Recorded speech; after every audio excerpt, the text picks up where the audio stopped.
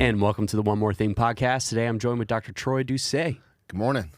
So, another week of practical prescription. That's right. I'm going to start off by reading out your prescription. Play the movie. Make a decision today that your future self will thank you for tomorrow. And this actually, I'm going to have a couple of Jordan Peterson quotes in my notes here. But one of his lines is that you're going to pay the price for everything you do and everything that you don't do. And this sermon really reminded me of that quote. Because this sermon was definitely centered around, obviously, like, what are the decisions that I'm making today that are going to affect tomorrow? But it also centered around regret. And I was, ironically enough, having a conversation with a friend of mine a couple days ago about this idea of regret, because he's just laboriously, just painstakingly thinking about getting a tattoo, but he just has like so many, like, he's like, well, what if I regret it, and all these kinds of things. So it got me thinking about regret. And I wanted to talk to you about this because you're one of the resident philosophers on staff here. And so for stuff like that, for like tattoos, you've got tattoos, I've got tattoos. I really don't spend much time thinking about the future Ricardo when it comes to tattoos. I just look at it and I'm like, you know what, I want it. And I have to be very specific on what tattoos I get because of the fact that Laura does not like tattoos. Right. She does not like me getting. Same with Esther. She's just like, your skin is so beautiful, like, don't mark it up. And so if it was up to me, I'd be like you. I have both arms done. And he asked me, he's like, well, do you regret any of your tattoos? And I was like, I just don't spend a lot of time in regret. And I don't think, when it comes to stuff like this, I don't think too far out into the future if, like, is 80-year-old Ricardo going to regret having tattoos? What are your thoughts on that? I think that's a good point, man. Tattoos are a great illustration because I've had, the ones I have now are newer and covering up old tattoos that I do regret, And it's not that I regretted it in the moment, and I didn't regret it then. They weren't done to the excellence that I would require of a more mature Troy. So it wasn't necessarily the idea of the tattoo. No. It was just the art itself. The artist and the art itself. Like, we're not up to, as I got exposed to more tattoo artists that had more of a professionalism, more of an excellence in their portfolio. I was like, well, dude, like, I didn't have that in the area of the world I grew up in Louisiana, right? You had tattoo artists who were just kind of, you had the flash on the wall and you picked it and they sticked it. Right. So again, I don't live with the regret of that. I just live in the fact that I've matured and I don't look back. I kind of look back with remembrance and not regret. I go, dude, that was kind of crazy to do that. And again, hindsight's always 20/20. But when we talk about, like, features of our lives, regret can be a type of paralysis that not only am I regretting that and remembering that, but it's also causing me to maybe not mature in a particular way that I should. And I think that's the idea of Peterson's quote is we should always be growing, right? And he's a proponent of living without regret. Right. Like, use it. You never lose. You only learn. Right. And use that pain that you felt as a propellant. And that's what I was just trying to convey in the sermon is it doesn't matter. Let the movie play. If the movie's not playing out the way you want, you have every power within you and the right to change that script. And, dude, I have people that are very close to me who have used their past pain and regret, as I said in the sermon, as excuses for why they didn't make it. Yeah, and that's an important distinction. Spending too much time in regret is not a good thing. No. You need to spend time in it just so, like, you can say, like, what did I learn? Yep. And what can I do better from this situation? And regret's one of those things that I don't spend much time regretting things that I've done to myself, if that makes sense. Yep. Regretting hurting someone you love. That's it. That's key. You still move on from it. You don't want to spend time, but you remind yourself of that feeling of like, I never want to do that again. Oh, yeah. I never want to make a person that I feel love hurt ever again. That's right. You know, we say things in arguments that we're like, man, I'm so sorry. I shouldn't have said that. And I've had that situation with Laura. Like we've gotten into arguments and it gets heated, and then you say something you regret. Yep. And I've literally stopped myself, and like you see the pain in their eyes, and I'm just like, I didn't mean that. I'm so sorry. Yep. I shouldn't have said that. Yep. And so I think there are different types of regret, and hopefully you spend time learning from that moment, but you can't live there. No. You know, like you can't live in that pain. You just got to keep moving forward. Yeah. That's another thing I think that was part of the teaching was living in the past causes paralysis for the future, but also projecting into the future can be paralysis for the now. Right. And those are two tendencies we humans have, is to live in the past, regret, but also to project forward and say, because of that pain, I don't ever want to experience it. And therefore I limit any opportunity that may be presenting itself because of that. And that's dangerous. Like, that's absolutely dangerous. But it's scary to like expose yourself again to a situation that you could potentially be hurt. You know, I've got a good buddy of mine that just went through a terrible divorce. It was hard. Yep. You know that. Yeah, man. You know that feeling. It's painful. And how hard was it to go out there again and put your heart out on the line? Because like there's an analogy of just like whenever you're in a relationship, it's like you take your heart out and you let that other person hold it and be responsible for it. Yep. And that's hard to do, you know, but he's doing it. He's in another relationship that seems to be going really well. Good. And he just, I mean, I remember talking to him and he's just like, I just don't know if I'll ever be able to do this. I'll never be able to feel this feeling again. Like I'll never be able to trust anyone. And it's hard in that moment. But I'm thankful that he did the work to get back out there. It is hard. And, which it leads me to another Jordan Peterson quote. I'm sorry. No, it's fine. I love him. Yeah. You should be pursuing who you could be because you're not who you could be, and you know it. Yeah. You know perfectly well that you are not who you could be, and God only knows who you could be. And so that's what you should be striving for. Yeah. And that's one of my favorites as far as when it comes to Jordan Peterson, because we know our strengths, we know our weaknesses, and you know, like, these are the things I can work for and strive for. These are my dreams. These are who I want to be as a husband, who I want to be as a father, who I want to be in my professional life, where I want to be when I'm X, Y, and Z age. Like, there's things that we can do, but again, like you said, it is paralyzing sometimes because you don't know where to start, and you're afraid, like, if I put myself out on the line, like, I could fail. Yeah. For me, again, it's very pragmatic, which is why I love this series. Practical prescriptions. It's not a one size fits all. And there were so many posts on social media after the sermon, and what I loved was how many different people went different places with the information. You know, some people, it was about moving away. For some people, it was about dealing with grief. But the common denominator is that in each of those moments, there was an element of pain and uncertainty that was tied to the decision either to move or to deal with the loss of a loved one or a relationship, whatever. And that in itself, pain opens the possibility for new potential. And that's where I say, man, you have to put yourself out there and find a passion. Find it. You may be incredibly gifted at something that you've just never tried.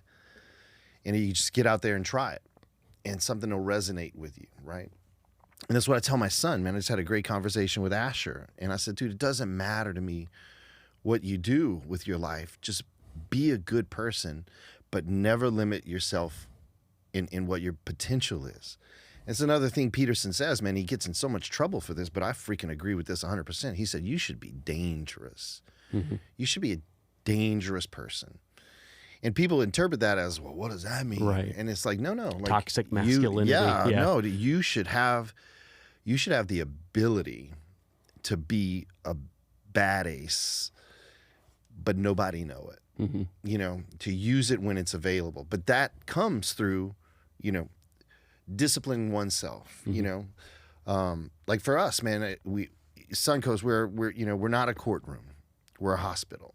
But yet I know if anyone wanted to go toe to toe with me on a theological debate regarding certain principles that we don't touch on here, I will eat your lunch. But that's not the point. The point is not to get up there and show how all these people are wrong or blind or whatever the case may be.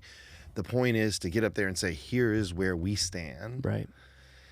And with that idea of, you know, of Jordan's principle, what are we doing to unleash the potential and possibility in our life?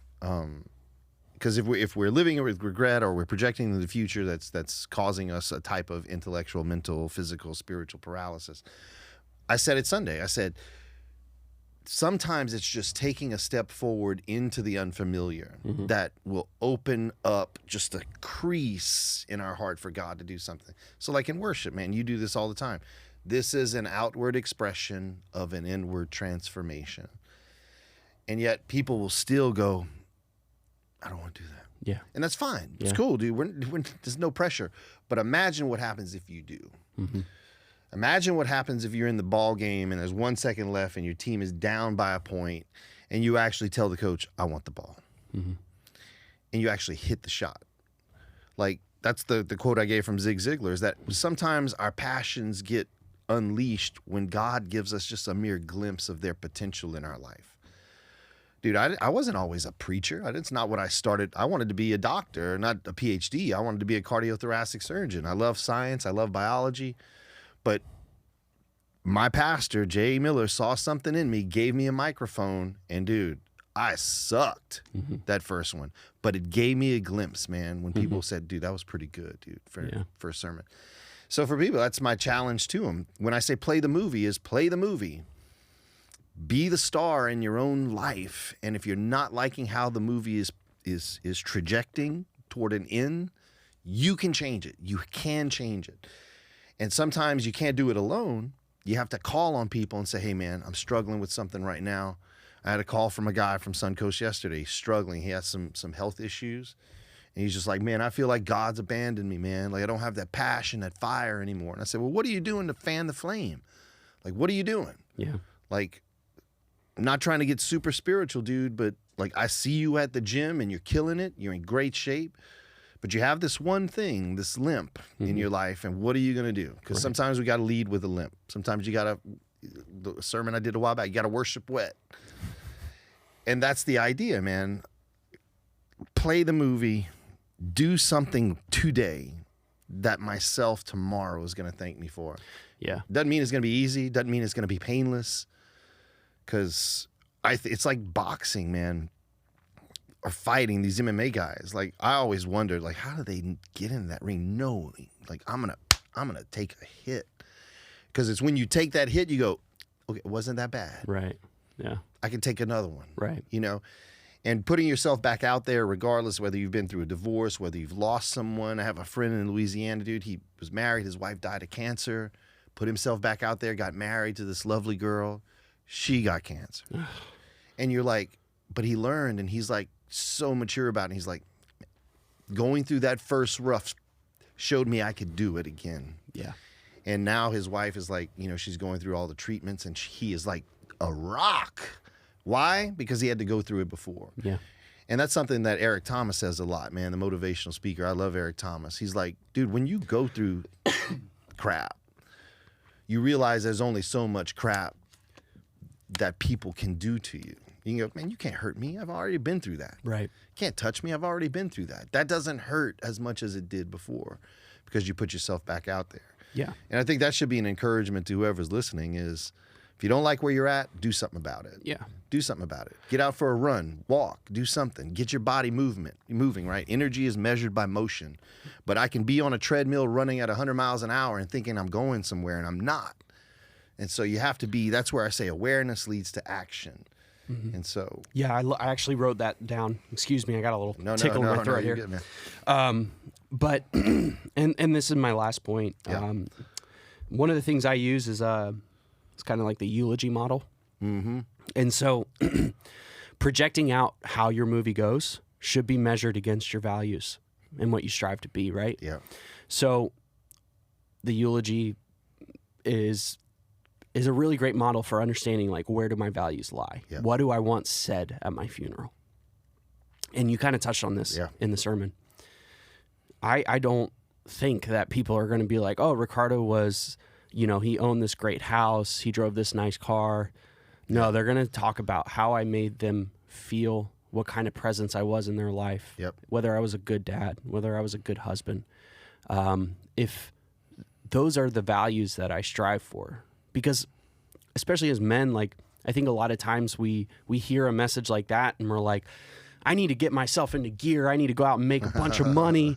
I need to do X, Y, and Z. I need to buy this, big house and all that kind of stuff. And so a lot of times we focus on the material goals. But no one's going to talk about that. Yep. No one's going to talk about that. Yep. The legacy, the true legacy that we leave behind is, in this short time that we have our kids in our house and we're molding them into adults. Yeah. Like, what are we doing as fathers? And how does that movie play out? How are my kids going to view their time right now? In the future? And those are things that I try to keep in mind, because whether or not you scares the heck out of you, doesn't it? It's terrifying for sure. Yeah. But you can only do the best you can at the moment and what you know. But thinking that way of playing the movie, like, what do I want my girls to say about their childhood and what kind of father I was? Yep. That's a great reminder every day. That's what's every up. day. Just be like, what kind of father are you going to be today? Yep. You going to be a good one? Yep.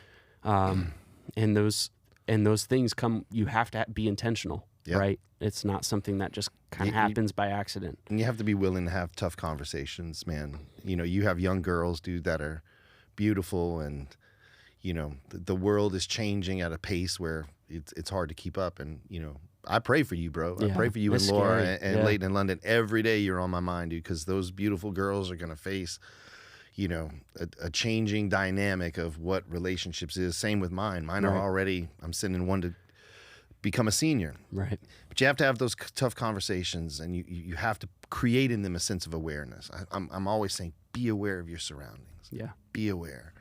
Don't be so locked into your technology. You don't have a periphery. Be aware of where your life is going. Don't be so locked into one thing that you miss other opportunities. And that's tough, man. And I always instill in them what you just kind of said. I said, your behavior is going to be determined by your values. That's it. Not your beliefs, but your values. I will know what you valued by how you behave, by how you act. And so, same thing, man. As a dad, I want to make sure I'm instilling values in them that last, instead of beliefs that may change. So. Yeah. Well, it was a phenomenal service again, and thanks, I loved how it just played off of the week prior. You guys are just doing really good work. And I'm thankful. For you guys. Appreciate it, man. Thank you. So this week we've got Pastor Larry up. Yes. Do you know what his? I have no idea, man. He's up. He takes the reins, and we don't get to see his side. He gets to see all mine. Well, that's awesome. Well, thanks again for being on the One More Thing. You got anything else? No, I think that's it, man. All right, brother. Thank you. You got it.